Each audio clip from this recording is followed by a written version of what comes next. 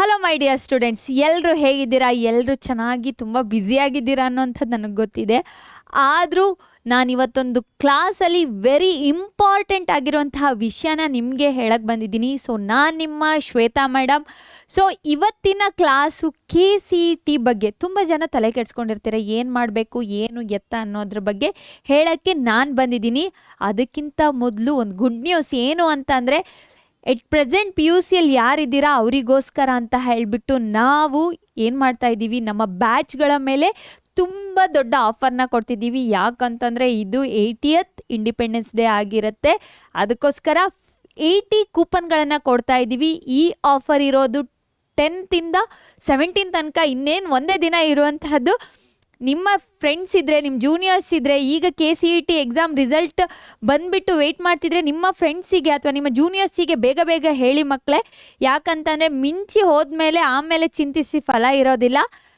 So ಈ 80 coupon, freedom 80ನ ಅನ್ನುವಂತಹ ಕೂಪನ್ನ ನೀವು ಕ್ಲೈಮ್ ಮಾಡಿಕೊಂಡು ನಮ್ಮ ಬ್ಯಾಚ್ಗಳಿಗೆ, ವಿಜೇತ ಆ್ಯಂಡ್ ಆರಂಭ ಬ್ಯಾಚ್ಗಳಿಗೆ ಜಾಯಿನ್ ಆಗಬಹುದು. ಇನ್ನೂ ಒಂದು ವಿಷಯ, ಆಲ್ರೆಡಿ 66 ಕೂಪನ್ಗಳು ಕ್ಲೈಮ್ ಆಗಿಬಿಟ್ಟಿದೆ. ಇನ್ನು ಉಳಿದಿರುವಂಥದ್ದು 14 ಕೂಪನ್ಗಳಷ್ಟೇ ಮಕ್ಕಳೇ. ಸೊ ಬೇಗ ಬೇಗ ಇದನ್ನು ನಿಮ್ದಾಗಿಸ್ಕೊಳ್ಳಿ. ಒಂದು ಒಳ್ಳೆ ಕ್ಲಾಸು ಅಥವಾ ಒಳ್ಳೆ ರ್ಯಾಂಕನ್ನು ಪಡಿಬೇಕು ಅಥವಾ ಒಳ್ಳೆ ಸ್ಕೋರನ್ನು ಮಾಡಬೇಕು ಅಂತಂದರೆ ಇವತ್ತು ನೀವು ಈ ಕೂಪನ್ ಕೋಡನ್ನು ಯೂಸ್ ಮಾಡಿಕೊಂಡು ನಮ್ಮ ಬ್ಯಾಚಿಗೆ ಜಾಯಿನ್ ಆಗಲೇಬೇಕು. ಸೊ ಇವಾಗ ಈ ವಿಡಿಯೋನ ನೋಡ್ತಿರುವಂತಹ ಸೆಕೆಂಡ್ PUCಯಲ್ಲಿ ಪಾಸ್ ಆಗಿರುವಂತಹ ಅಥವಾ ಇವಾಗ ಇರುವಂತಹ ಮಕ್ಕಳಿಗೆ ಒಂದು ಬಿಗ್ಗೆಸ್ಟ್ ಕ್ವಶನ್ ಏನು ಅಂತ ಕೇಳಿದರೆ, ನಾನು KCETಯಲ್ಲಿ 3rd ರೌಂಡಿಗೆ ವೆಯ್ಟ್ ಮಾಡಬೇಕಾ ಮಾಡಬಾರ್ದಾ ಅನ್ನುವಂಥದ್ದು. ಸೊ ಈ ವರ್ಷ ನನ್ನ ಹತ್ರ ಕೇಳಿದರೆ KCETಯಲ್ಲಿ ತುಂಬಾ ಚೇಂಜಸ್ ಆಗಿದೆ.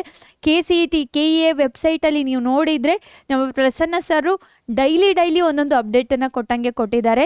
ಬಟ್ ತುಂಬ ಕ್ಲಿಯರಾಗಿ ನೀಟಾಗಿ ಅಪ್ಡೇಟನ್ನು ಕೊಟ್ಟಿದ್ದಾರೆ. ಯಾವುದೇ ಒಂದು ವಿದ್ಯಾರ್ಥಿಗೂ ಯಾವುದೇ ರೀತಿಯಂತಹ ತೊಂದರೆ ಆಗಬಾರ್ದು ಅನ್ನೋದಕ್ಕೋಸ್ಕರ ಕೊಟ್ಟಿರುವಂಥದ್ದು. ಸೊ ಇವಾಗ ಇರುವಂತಹ ಕ್ವಶನ್ ಏನು ತುಂಬ ಜನಕ್ಕೆ ಅಂತ ಕೇಳಿದರೆ, ಸೆಕೆಂಡ್ ರೌಂಡ್ ಆಗ್ತಿದೆಯಪ್ಪ, ರಿಸಲ್ಟ್ ಇನ್ನೇನು ಬರುತ್ತೆ, 3rd ರೌಂಡಿಗೆ ವೆಯ್ಟ್ ಮಾಡಬೇಕಾ ಬೇಡವಾ ಅಂತ ಹೇಳಿಬಿಟ್ಟು ನಾನು ಡೀಟೇಲಾಗಿ ಈ ವಿಡಿಯೋದಲ್ಲಿ ಹೇಳ್ತೀನಿ. ಇದೆಲ್ಲದನ್ನು ನೀವು ಇವಾಗ ನೋಡ್ಕೊಂಡು ಬಂದಿದ್ದೀರಾ. KCETಯಲ್ಲಿದ್ದ ರ್ಯಾಂಕ್ ಬಂದವರು, ಕಾಲೇಜಿಗೆ ಜಾಯಿನ್ ಆಗ್ತಾ ಇರೋರು, ಆಗಿರೋರು ಇದೆಲ್ಲದನ್ನು ಮಾಡಿರ್ತೀರಾ. ಡಾಕ್ಯುಮೆಂಟ್ ವೆರಿಫಿಕೇಷನು, ರಿಸಲ್ಟ್ ಆಗಿರುತ್ತೆ, option entry, Mach allotment, round 1, round 2 ಅಲ್ಲಿ ಇದ್ದೀರಾ ಇವಾಗ. ನಾವು ದಿಸ್ 19 ನಿಮ್ಗೆಲ್ರಿಗೂ ಗೊತ್ತಿದೆ, KEA ಅವರು ಒಂದು ಏನು ಸರ್ಕ್ಯುಲರ್ನ ಅನೌನ್ಸ್ ಮಾಡಿದ್ದಾರೆ. ಆ ಸರ್ಕ್ಯುಲರ್ ನಿಮ್ಮೆಲ್ಲರ ಹತ್ರನೂ ಇರುತ್ತೆ. ಏನು ಅಂತ ಕೇಳಿದರೆ, you can see this is the circular. ಇದು ಒಂದು ಹೊಸ ರೀತಿಯಾದಂಥದ್ದು. ಇಲ್ಲಿ ತನಕ ಇದನ್ನು ಯಾರೂ ಈ ರೀತಿಯಾದಂಥ ಒಂದು ಅಪಾರ್ಚುನಿಟಿನ ಮಕ್ಕಳಿಗೆ ಕೊಟ್ಟಿರಲೇ ಇಲ್ಲ. ಸೊ ಅದು ಏನು ಅಂತ ಕೇಳಿದರೆ, ಸೊ ಪುನಃ ನಿಮಗೆ ಕಾಲೇಜ್ಗಳನ್ನು ಎಂಟ್ರಿ ಮಾಡುವಂಥ ಆಪ್ಷನ್ಗಳನ್ನು ಕೊಟ್ಟಿದ್ರು, ಕರೆಕ್ಟ್ ತಾನೆ? 11th was the last date. 11th ತನಕ ನಿಮಗೆ ಏನು ಮಾಡ್ಬೋದಿತ್ತು, ಎಲ್ಲರೂ ಅಂತಂದರೆ ಯಾರು, ಚಾಯ್ಸ್ 1ನಲ್ಲಿ ಸೆಲೆಕ್ಟ್ ಆದವ್ರನ್ನ ಬಿಟ್ಟು ಹಾಕಿ, ಚಾಯ್ಸ್ 1 ಆದವರಿಗೆ ಏನೂ ಆಪ್ಷನ್ ಇಲ್ಲ. ಅವರು ಹೆಂಗೂ ತಮಗೆ ಬೇಕಾಗಿರುವಂಥ ಕಾಲೇಜ್ ಸಿಕ್ಕಿದೆ ಅಂತ ಹೇಳಿ ಕಾಲೇಜಿಗೆ ಜಾಯಿನ್ ಆಗಿರ್ತಾರೆ.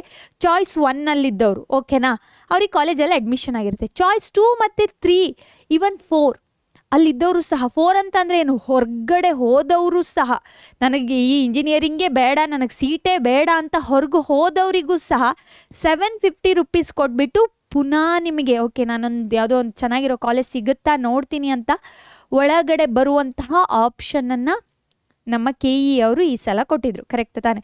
ಸೊ ಇದರ ರಿಸಲ್ಟನ್ನು ನೀವು ನೋಡೋದಾದರೆ you can see your choice 2 and 3 ಹೆಂಗೂ ಏನಾಗಿರುತ್ತೆ, ನಿಮಗೆ ಇದಿರೋದಿಲ್ಲ, ಆಪ್ಷನ್ನ ನೀವು ಹೆಂಗೂ ರೀಅರೇಂಜ್ ಮಾಡಬಹುದು.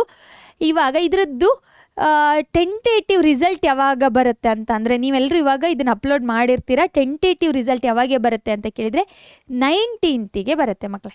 19th 20th ಫೈನಲ್ ರಿಸಲ್ಟ್ ಬರುತ್ತೆ ಅಂತ ಹೇಳ್ತಿದ್ದಾರೆ. ಬಟ್ 19th ಟೆಂಟೇಟಿವ್ ರಿಸಲ್ಟು ನಿಮಗೆ ಅಲಾಟ್ ಆಗಿರುವಂಥ ಸೆಕೆಂಡ್ ರೌಂಡಿಗೆ ಯಾರೆಲ್ಲ ವೆಯ್ಟ್ ಮಾಡ್ತಿದ್ದೀರಾ, ನಿಮಗೆ ಅಲಾಟ್ ಆಗಿರುವಂಥ ಕಾಲೇಜ್ಗಳು 19th ನಿಮಗೊಂದು ಅಂದಾಜು ಗೊತ್ತಾಗುತ್ತೆ.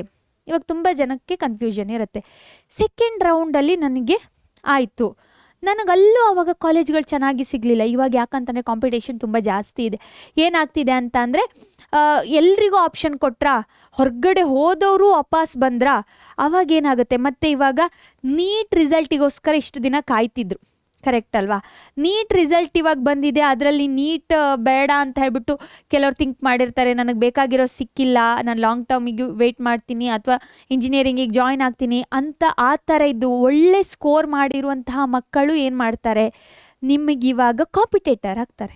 ನೀವು ಯಾವುದೋ ಒಂದು ಡ್ರೀಮ್ ಕಾಲೇಜಲ್ಲಿ ನೀವು ಸೆಲೆಕ್ಟ್ ಮಾಡ್ತಿದ್ರೆ ಆ ಡ್ರೀಮ್ ಕಾಲೇಜಿಗೆ ನಿಮಗಿಂತ ಜಾಸ್ತಿ ರ್ಯಾಂಕ್ ಬಂದಿರುವಂತಹ ಮಗುನೂ ಕಾಂಪೀಟ್ ಮಾಡುತ್ತೆ ಇವಾಗ.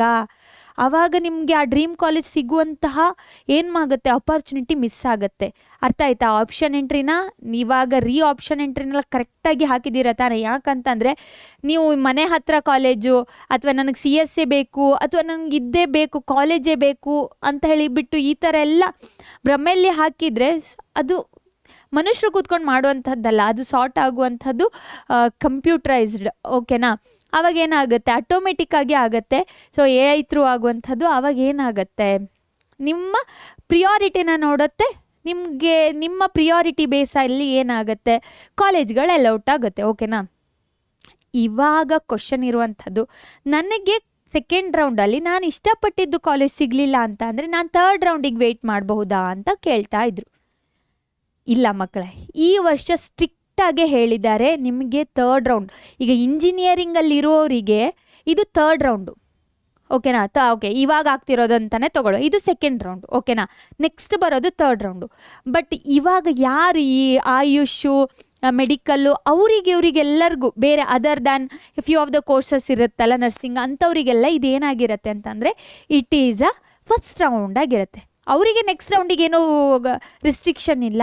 ಬಟ್ ಇಂಜಿನಿಯರಿಂಗಲ್ಲಿ ಫಸ್ಟ್ ರೌಂಡನ್ನು ಅಟೆಂಡ್ ಮಾಡಿ ಸೆಕೆಂಡ್ ರೌಂಡಿಗೆ ನಾನು ವೆಯ್ಟ್ ಮಾಡಿದ್ದು, ನಾನು ಇವಾಗ ಕಾಲೇಜಿನ ಎಂಟ್ರಿ ಮಾಡಿ 19ಕ್ಕೆ ರಿಸಲ್ಟ್ ಬಂದ ಮೇಲೆ ನೀವೇನು ಮಾಡಬೇಕು, ದಿಸ್ ಇಸ್ ವೆರಿ ಇಂಪಾರ್ಟೆಂಟ್. ನೀವು ಕಾಲೇಜಲ್ಲಿ ಅಡ್ಮಿಷನ್ ತಗೊಳ್ಳೇಬೇಕು ಮಕ್ಕಳೇ. ಅಲ್ವಾ? ನಂಗೆ ಬೇಡವೇ ಬೇಡ ಅಂತ ಹೇಳ್ಬಿಟ್ಟು ಕ್ವಿಟ್ ಮಾಡಿ ಹೋಗಬೇಕು, ಸರೆಂಡರ್ ಮಾಡಬೇಕು. There is no option for the third round. ತುಂಬ ಜನ ಕೇಳ್ತಿದ್ರು, ಹಂಗೆ ನಂಗೆ ಕಾಲೇಜೇ ಇಷ್ಟ ಆಗಲಿಲ್ಲ, ನಾನು ಎಂತ ಮಾಡಲಿ ಅಂತ ಹೇಳ್ಬಿಟ್ಟು. ಅದಕ್ಕೂ ಒಂದು ಆಪ್ಷನ್ ಕೊಟ್ಟಿದ್ದಾರೆ. ಏನು ಅಂತಂದರೆ, ನೀವು ಅಡ್ಮಿಷನ್ ಆಗಿ, you just go and admit in the ಕಾಲೇಜಲ್ಲಿ ಅಡ್ಮಿಟ್ ಆಗಿ. ನಿಮ್ಗೆ ಅವಾಗಲೂ ಸ್ಯಾಟಿಸ್ಫೈ ಆಗಲಿಲ್ಲ ಅಂತ ಅಂದರೆ come to the third round, admit ಆಗಿ ಆಮೇಲೆ ಬನ್ನಿ ಅಂತಿದ್ದಾರೆ. ಓಕೆನಾ?